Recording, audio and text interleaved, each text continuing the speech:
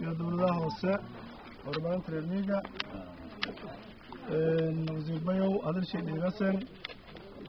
sidii isu ogtiin ummaddu may dhisatay dawlad muddo bilood la karoogayaa dawlad dhisatay dawlad taabageliyaa dhisatay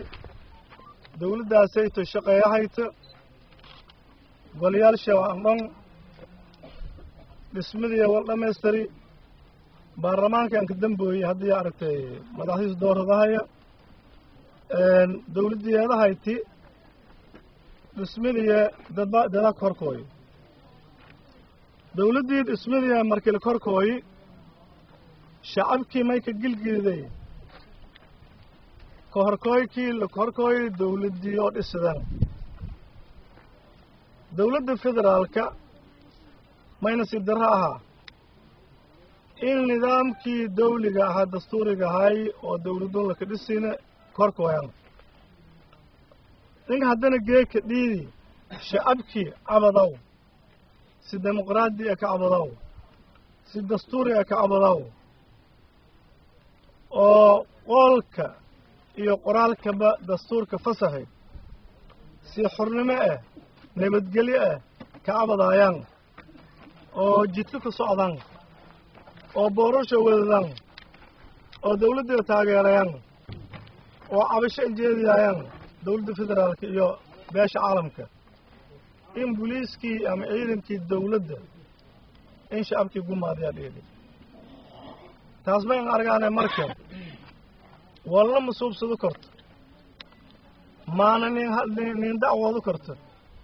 walaa ada qoftana masheegadu karto taas walaay kooyi doono walkaasi doona wal argo doona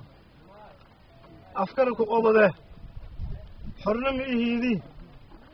ma hadalo korta walma sheegado korta ma banaan baxa korta taasayto sharciga caalamkana ma ogol sharciga qarankana ma ogol ummadugna ma ogolaadase may dhiiday geeka in shacab si nabadgelya aan banaan baxow oo hub an wadana oo shiid an wadana ul an wadana waddada ka socda oo yohas abaabulan walaayo qobaan muujiyayaan in la xabadeeyo dadna laka dilo dadna laka dhaawac arrintaasayto caalamka ma in sheegane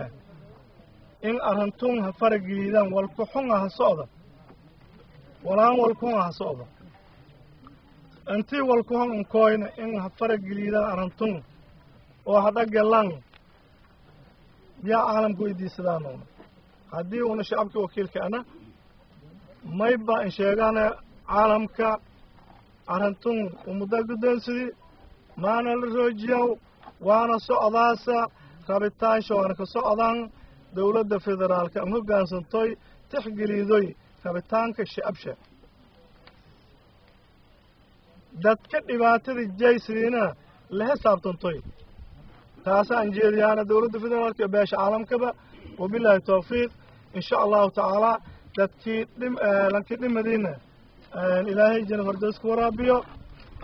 tacsiyeena dadkii qoyskii ehladii ka dhimadii haan dhaawacna ilaahay ani caafiyo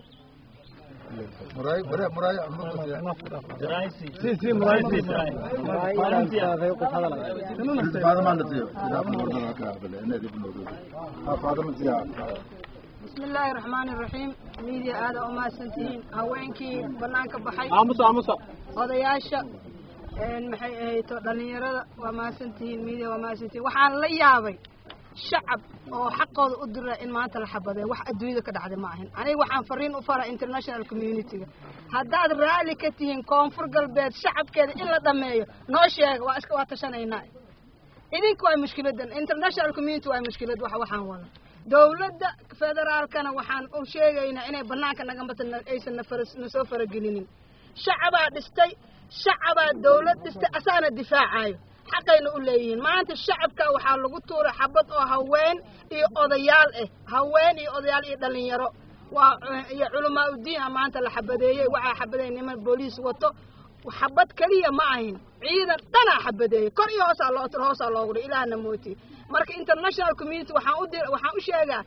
aan weydiinaa su-aasha aan weydiinaya waxay tahay ma shacabka in la dhameeyo idinkaa raalli ka ah